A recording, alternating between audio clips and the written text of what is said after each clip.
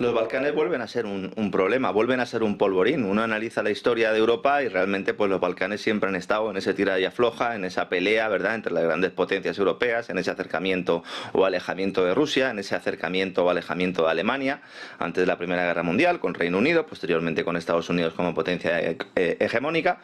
Y el gobierno serbio lo que ha anunciado, la verdad es que ha sido una noticia bastante bomba, que está considerando solicitar su petición formal de adhesión al club de los BRICS como una alternativa, es así como lo han expresado, real a la Unión Europea. Es decir, no pertenecer a la Unión Europea y poder estar en los BRICS, lo cual en principio no tendría por qué ser un problema. Recordemos que los BRICS no son una asociación excluyente, otra cosa es que papá Washington te deje o no te deje entrar en los BRICS, pero en principio no es excluyente. Esto, claro, ha levantado la ira de los burócratas de Washington y de Bruselas, que ven como Alexander Vučić, el presidente serbio, lejos de amilanarse ante las presiones de la OTAN y de la Comisión Europea, presiones que llevan años produciéndose, organizaciones que llevan años buscando un compromiso, el gobierno serbio que no llega, una cúpula de la Alianza Atlántica que lleva años intentando atraer al país, a pesar de que no podemos olvidar de que la OTAN es la organización culpable del mayor bombardeo sufrido en la historia de Serbia.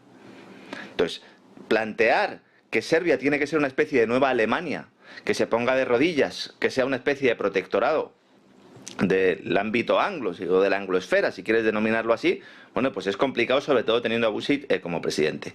Estos intentos de acercar primero y de presionar después fueron creciendo, sobre todo en los meses previos al recrudecimiento de los ataques del ejército ucraniano en las repúblicas del Donbass previos a la intervención militar rusa. Poca gente sabe que en las navidades previas a la entrada de Rusia en la guerra civil ucraniana hubo muchos bombardeos y hubo muchos ataques a las repúblicas del Donbass. Se estaba ya hablando de la posibilidad de que Rusia interviniera, recordarás que en esos momentos todo estaba muy caliente y entonces, temiendo que Serbia pudiera ponerse del lado ruso, empieza ya a aumentar esa presión. Este es otro caso paradigmático en el que la OTAN usa el caramelo de la entrada en la Unión Europea para atraer a países clave al redil. Países que en teoría sobre el papel son débiles, dice, bueno, yo le ofrezco la entrada en la Unión Europea, le ofrezco fondos, fondos de cohesión, fondos de la política agrícola común, le ofrezco también un entorno, un mercado para poder vender sus productos. Serbia se niega y a partir de ahí, bueno, pues empieza una persecución. Cuando se produce la intervención rusa en la guerra ucraniana, o la intervención rusa en la guerra civil, como queramos denominarlo, Vučić se opone a las sanciones occidentales desde el primer día. Y entonces denuncia públicamente que Borrell y von der Leyen personalmente le han chantajeado e incluso le han amenazado. Estamos hablando de un tipo que asegura recibir 2 centenares de amenazas de muerte al día. Ya el pasado año se produjeron ataques contra ciudades serbias por parte de fuerzas policiales y del ejército de la provincia de Kosovo, que opera ayudado por soldados de la Alianza Atlántica, volviendo a agitar ese polvorín en esta región que históricamente pues ha vivido tantas luchas y peleas intestinas. Entonces Vučić ha querido dejar claro que el gobierno de la provincia de Kosovo quiere que comience otra guerra, y casi se lo ha trasladado a los aliados de la OTAN. Es posible que hubiera una guerra en los Balcanes.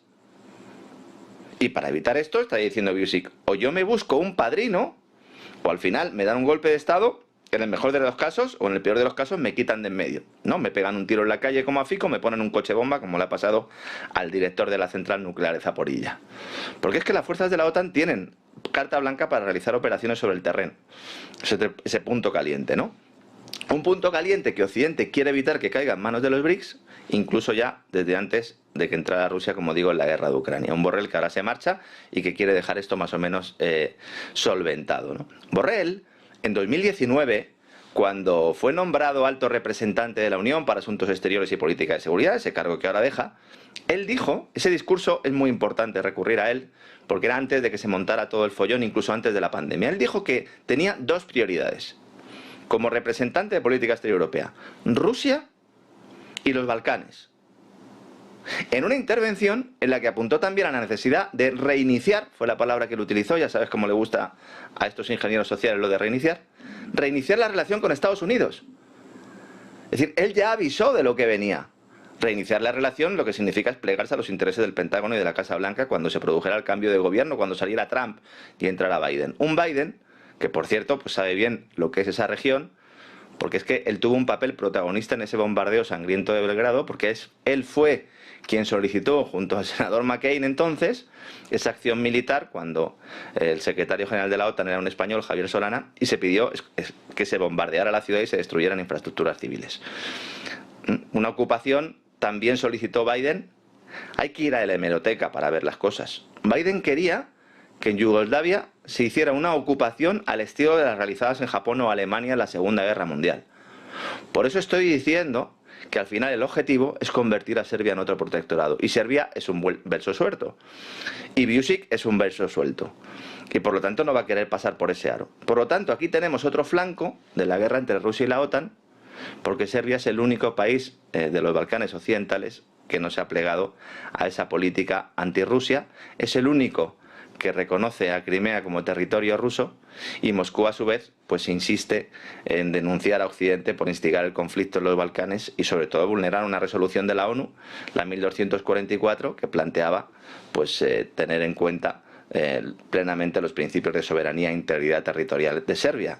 La doble vara de medir, ¿verdad? Mientras se está defendiendo la integridad territorial de Ucrania, no se defiende la integridad territorial de Serbia. Pero ya sabes, José Antonio, que al final la manipulación es evidente. Quizás una de las más importantes cumbres de la organización BRICS en su historia se celebra dentro de una semana y veremos si Serbia da finalmente el paso o se queda en este tira y afloja de negociaciones con la OTAN y la Unión Europea.